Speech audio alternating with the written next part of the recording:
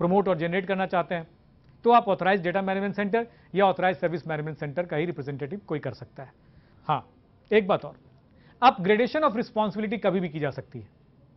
कहने का मतलब ये कि अगर कोई शुरुआत में ऑथराइज्ड रेवेन्यू मैनेजमेंट सेंटर बनकर जुड़ता है और वो चाहता है कुछ दिनों के बाद कि वो ऑथराइज्ड डेटा मैनेजमेंट सेंटर ही बनना चाहता है, तो वो उसकी ऑथराइजेशन ले सकता है।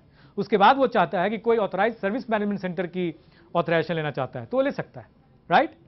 तो upgradation of responsibilities is always allowed, ठीक है। अब अगर अलग अलग बात करें, ऑथराइज्ड डेटा मैनेजमेंट सेंटर, तो सबसे पहला काम इसका क्या है, data of service providers.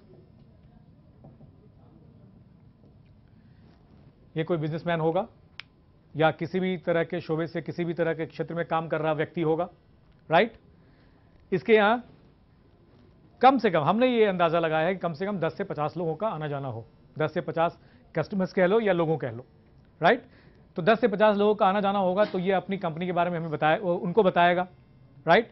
Company को प्रमोट करेगा, मैं इंडियन फोन को जानता हूं, वैसे वैसे इंडियन फोन की प्रोफाइल के बारे में बताएगा, राइट। कुछ लोग उसमें से इंटरेस्टेड होंगे, उन लोगों में से कुछ लोग इंटरेस्टेड होंगे, ये उनके नाम नंबर कलेक्ट कर करके कस्टमर केयर को पास ऑन करेगा। कस्टमर केयर को पास ऑन करने के बाद कस्टमर केयर इन लोगों को उन्हीं नंबर्स पर फोन करेगा और उनको अपनी कंपनी की प्रोफाइल के बारे में बताएगा, ठीक है, और उनके इंटरेस्ट को जानेगा, तो वो कितने इंटरेस्टेड है हमारी कंपनी से जुड़ने के लिए। एक सर्विस प्रोवाइडर कितना इंटरेस्टेड है वो एक कस्टमर केयर जानेगा, और अगर वो इंटरेस्टेड होते हैं, हमारे साथ जुड़ना चाहते हैं ऑथराइज सर्विस प्रोवाइडर के तौर पर, तो वो उनका नाम नंबर नोट करके वापस इन्हीं डेटा मैनेजमेंट सेंटर को पास ऑन कर देगा और उनको बताएगा कि हम इनके यहां से आप 100 रुपए की ऑथराइजेशन फी ले लें और इनको ऑथराइज करें, राइट। अगर इनको हम स्टेप्स में लिखें तो डेटा ऑफ सर्विस प्रोवाइडर्स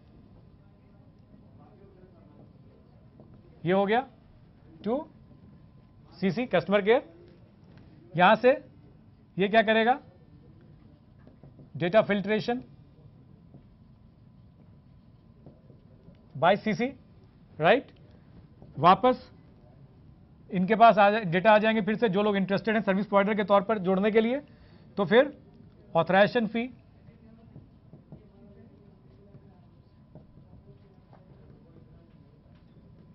₹100 की कलेक्शन। मोटे तौर पर यही काम है, ₹100 की कलेक्शन ऑथराइजेशन फी ये कलेक्ट करेंगे उन लोगों से बात कर लेंगे।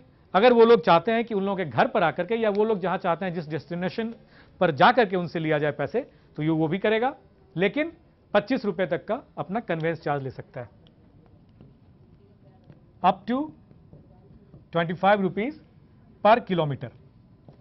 जितने भी सर्विस प्रोवाइडर्स ऑथराइज्ड होते जाएंगे उन सब की प्रोफाइल पोस्टिंग मतलब मान लो जैसे कि कोई मिठाई वाला है, अपनी उसकी पूरी जानकारी, किस तरह की मिठाइयों को बेचता है, वो कहां तक बेच सकता है, कितनी मात्रा है उसकी मिठाइयों की, कब से उसने दुकान लगाई हुई है, उसकी ऑथेंटिसिटी जानना, तो उसके बारे में सारी जानकारियां ये प्रोफाइल पोस्टिंग के तौर पर ये यहां पर ऑथराइज्ड डेटा मैनेजमेंट सेंटर इनको लीड करेगा।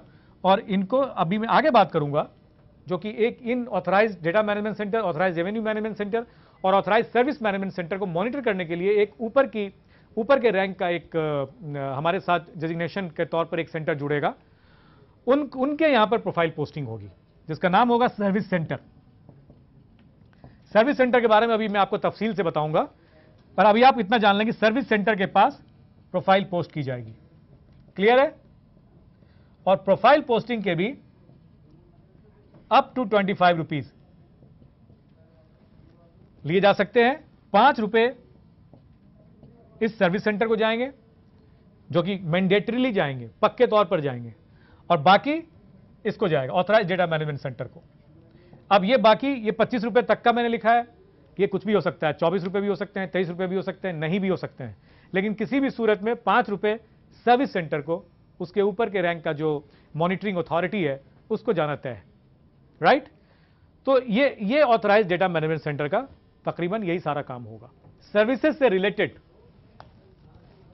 जितनी भी रिस्पॉन्सिबिलिटीज हैं, जितने भी काम हैं, वो ऑथराइज्ड सर्विस मैनेजमेंट सेंटर का है। Promotion, generation of order and delivery of the order, सब कुछ इसका काम है। अगर मैं इसको एक तरह से लिखना चाहूं, promotion, generation of order, delivery of services, ये सारा इसका काम है सर्विस सेंटर का। सर्विस सीकर्स को रजिस्टर करेगा ये, ठीक है। और सर्विस सीकर एक जगह, अगर एक बार ऑथराइज सर्विस मैनेजमेंट सेंटर के यहां एक बार कोई सर्विस सीकर रजिस्टर हो गया, एसएस सर्विस सीकर के बाद एब्रिविएशन में लिख रहा हूं, अगर एक बार वो रजिस्टर हो गया इसका, और अगर वो कहीं दूसरे सर्विस मैनेजमेंट सेंटर से दूसरी बार सर्विस लेता है, तो इस ऑथराइज सर्विस मैनेजमेंट सेंटर को, जिसके यहां वो रजिस्टर हुआ था, उसको कोई भी मुनाफा, कोई भी कमीशन नहीं मिलेगा उस सर्विस के प्रॉफिट का जो कंपनी को मिलता है, ठीक है। जब भी जो भी सर्विस मैनेजमेंट सेंटर, जो भी ऑथराइज सर्विस मैनेजमेंट सेंटर अपनी सर्विस को उस समय प्रमोट कर रहा होगा, उस समय जनरेट कर रहा होगा, उसी को वो कमीशन मिलेगा कंपनी के प्रॉफिट का। ये सारे काम ही सिर्फ ऑथराइज सर्विस मैनेजमेंट सेंटर के हैं। ये हजारों लाखों की संख्या में देश भर में फैले होंगे। तीसरा, ऑथराइज्ड रेवेन्यू मैनेजमेंट सेंटर। जैसा मैंने पहले ही कहा था, लेन देन का जरिया, कंपनी को प्रॉफिट हुआ, कंपनी के पैसे आए, कंपनी को रेवेन्यू मिला सर्विस सीकर से, सर्विस प्रोवाइडर से, वो पैसा कंपनी तक पहुंचाने का, और हमारे जो ये 3 रिप्रेजेंटेटिव्स हैं रेवेन्यू